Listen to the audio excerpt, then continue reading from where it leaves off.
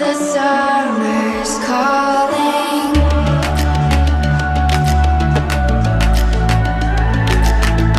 So the airport is behind me, and I've been driving around the island. It's pretty small, so you can get around the whole island pretty quick.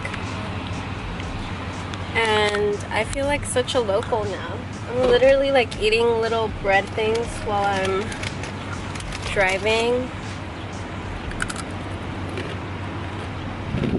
I'm like the best driver. I drive very safely. I'm really good with like technique and stuff. I feel like my parents were like the best parents I could have ever had. They taught me like all the essentials for like living your best life and not needing anybody. And I'm just like so grateful.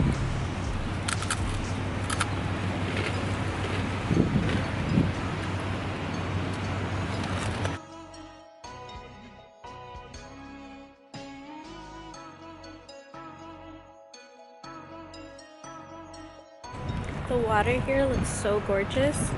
I wish I wore a bathing suit.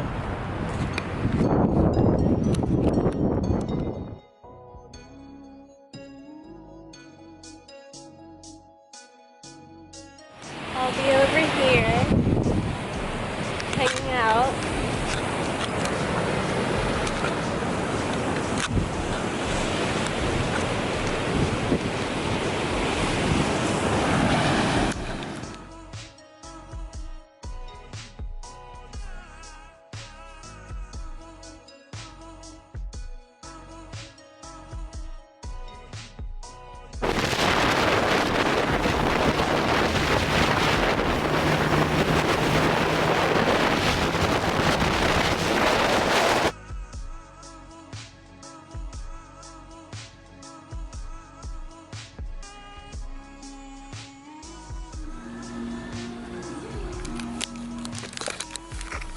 I'm leaving Santorini, finally.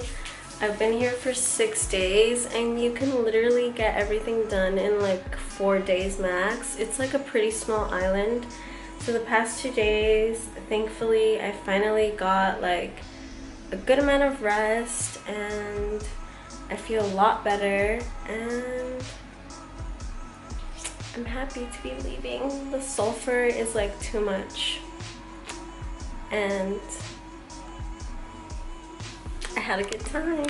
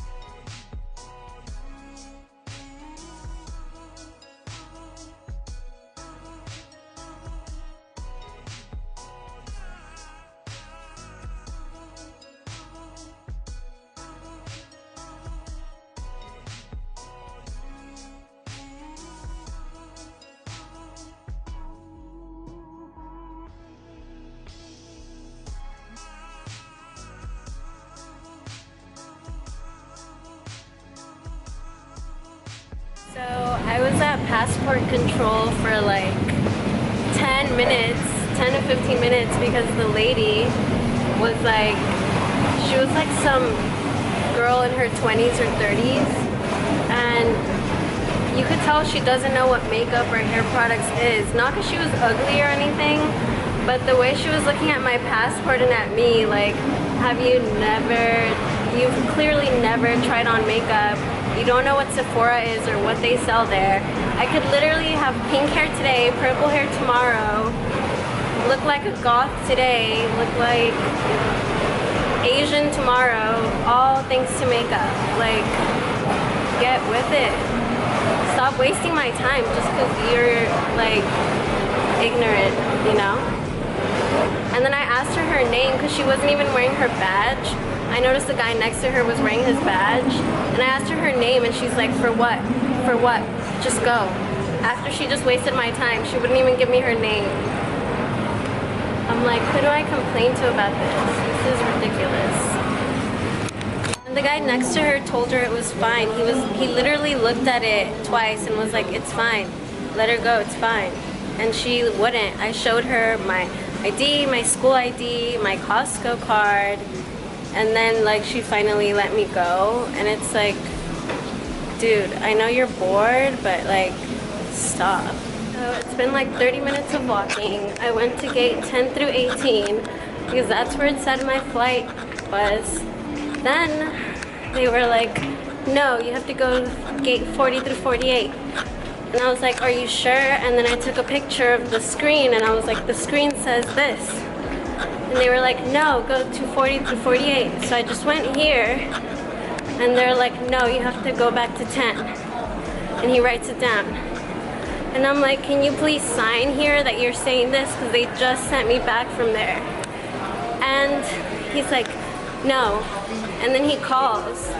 And I'm like, oh my God. I'm gonna sit here and eat my salad because honestly, fuck France. Fuck France. Literally, it's the dirtiest city I've ever been to.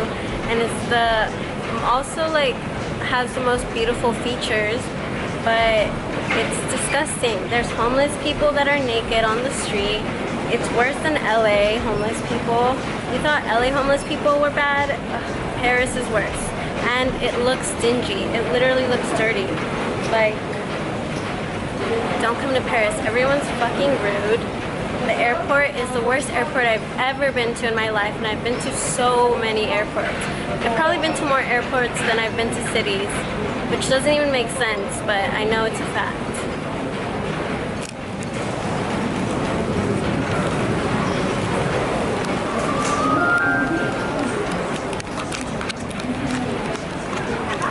This airport is not even that busy. I don't understand why it's such a mess. Like, it's such a mess. And last time I came to Paris, I took the train from London. It was like a 2-hour train ride, and I highly advise that. So much less stress. You don't have to deal with all these people, and it's just so much breezier, and it's such a beautiful ride. You get to see like the beautiful countryside, and highly advise that. If you can avoid the Paris airport, by all means, do it, because it's like not even worth it. The summer's calling. If the kingdom is overthrown, meet me at the cornerstone. I know that